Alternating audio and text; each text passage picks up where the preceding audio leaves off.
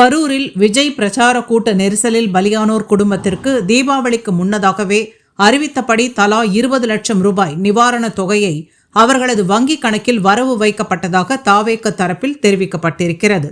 கடந்த 27ஆம் தேதி கரூரில் தாவேக தலைவர் விஜய் மேற்கொண்ட பரப்புரை கூட்ட நெரிசலில் சிக்கி குழந்தைகள், பெண்கள் உட்பட 41 பேர் உயிரிழந்தனர்.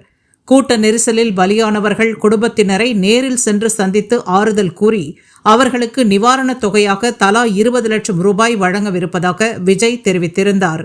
அவரது வருகை தாமதம் ஏற்படுவதால் தீபாவளி பண்டிகைக்கு முன்பே பாதிக்கப்பட்டவர்களின் குடும்பங்களுக்கு நிவாரணத் தொகை வழங்கிடும் வகையில் அவர்களது வங்கிக் கணக்கு விவரங்களை தாவேகவினர் திரட்டினர்.